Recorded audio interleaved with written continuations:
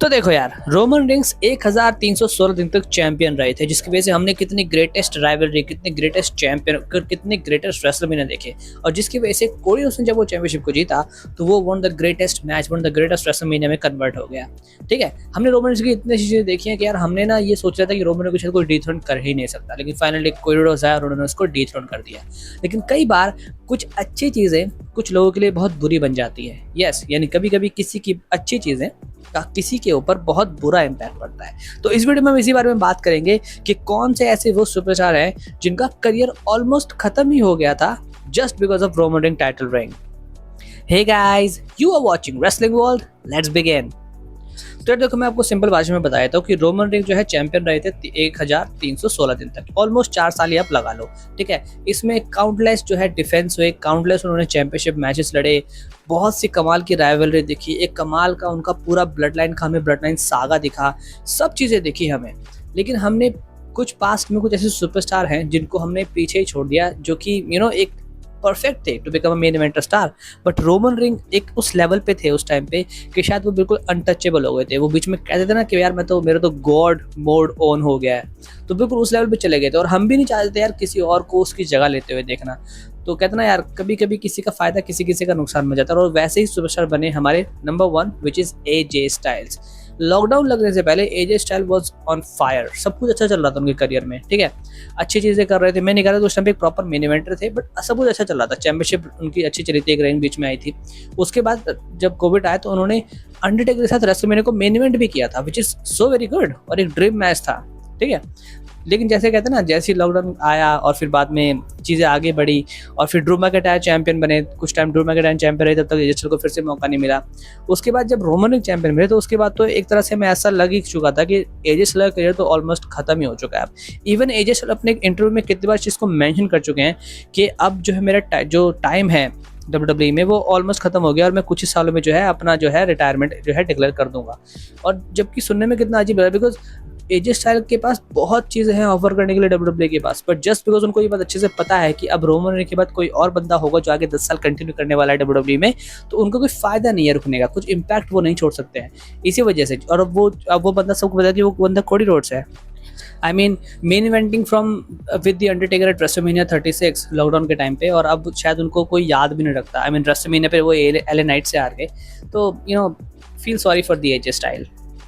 Number 2 पे हमारे Drew McIntyre. हम सबको पता है कि जब कोविड-19 आया था तो उस टाइम पे ड्रू मैकिंटायर ही थे जिन्होंने पूरे कोविड में उस चैंपियनशिप को जो है अपने कंधों पे रखा था और WWE को जो चलाया था। और वो ये बात बहुत बार ब्रैग भी करते हैं कि देखो यार, लॉकडाउन में कोई भी नहीं था और सिर्फ मैं था जिन्होंने उस चैंपियनशिप को आगे बढ़ाया, और जिसकी वजह से उनको वो रिकग्निशन मिलना चाहिए WWE में, और मिलता भी है। लेकिन कई लोग उस चीज़ को भूल चुके हैं। ड्रू मैकिंटायर का टाइम इतना अच्छा था कि उन्होंने रेसलमेनिया में ब्रॉक लेसनर तक को हरा दिया था, पर कहते हैं ना, जैसे ही रोमन रिंग का टाइटल रिंग शुरू हुआ उसके बाद सब चीज़ें was all about Roman rings, और सब भूल गए कि ड्रू मैकिंटायर ने क्या किया था। अगले ही साल रेसलमेनिया जब आया तो ड्रू मैकिंटायर अपना मैच रेसलमेनिया पे हार ही गए बॉबी लैशली को लेके, जबकि मुझे कितने चांसेस ऐसे लग रहे थे कि ड्रू मैकिंटायर को मैच जीतना चाहिए था, वो हार गए बॉबी लैशली से।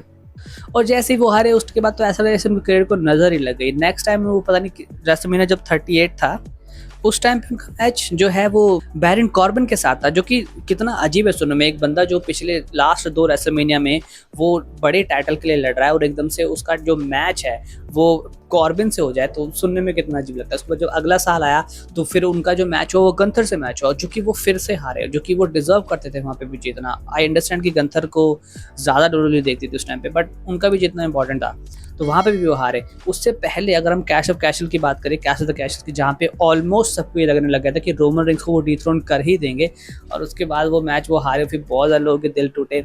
तो ड्रू मैकिंटायर का भी जो करियर है ऑलमोस्ट खत्म होने वाला था, लेकिन अब जो है उन्होंने रिवाइव कर लिया है, अपना हील टर्न करके बहुत अच्छा वो काम कर रहे हैं। CM पंक के साथ उनकी एक बहुत आइकॉनिक राइवलरी चल रही है, जब उनका एक ऑफिशियल मैच होगा तो कमाल का होने वाला है, हम सबको पता है।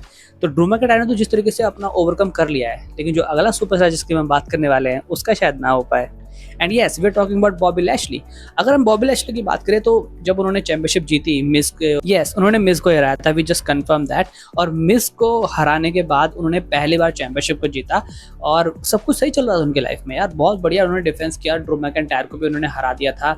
और जैसे ही हमें पता चला रेसलमेनिया 38 पे कि वो जो मैच था वो होने वाला है टाइटल वर्सेस टाइटल। और उसके बाद से उसके बाद चीज़ें ख़राब होती गई बॉबी लैशली के लिए। उनका चैंपियनशिप भी उनके हाथ से चली गई थी। जब जो है वो चैंपियनशिप चली गई है हमारे न्यू डे के मेंबर के पास, विच इज़ बिगी। और फिर उसके बाद से उनको मौका ही नहीं मिला चैंपियनशिप पे लड़ने का। और फिर हम सब जानते हैं कि बॉबी लैशली का जो मैच हुआ था ब्रॉक लेसनर के साथ हुआ था रॉयल रंबल पे, जिन्होंने रोमन रिंग्स के इंटरफेरेंस की वजह से जो है बॉबी लैशली उस मैच को जीत गए थे। लेकिन उसके बाद भी जो है उनको वो रिकग्निशन नहीं मिल पाया, बिकॉज दोबारा से वो चैंपियनशिप जो है ब्रॉक लेसनर के पास चली गई, बिकॉज उनको रेसलमैनिया 38 पे टाइटल वर्सेस टाइटल मैच करना था। और जिसकी वजह से बॉबी लैशली को अपना रीमैच तक नहीं मिला, और उसके बाद उनको कभी पूछा तक नहीं गया। यार वो फॉर्मर 2 टाइम चैंपियन रह चुका है, WWE चैंपियन। और आज just because of Roman rings का जो टाइटल रिंग था वो इतना इंपॉर्टेंट था उस टाइम WWE के लिए कि उन्होंने बॉबी लैशली को कभी मौका ही नहीं दिया दोबारा चैंपियनशिप पे लड़ने का। एंड आई रियली बिलीव कि शायद अब जो है बॉबी लैशली को भी चीज़ समझ में आ चुकी है कि उनको इंपॉर्टेंस मिलनी खत्म हो चुकी है।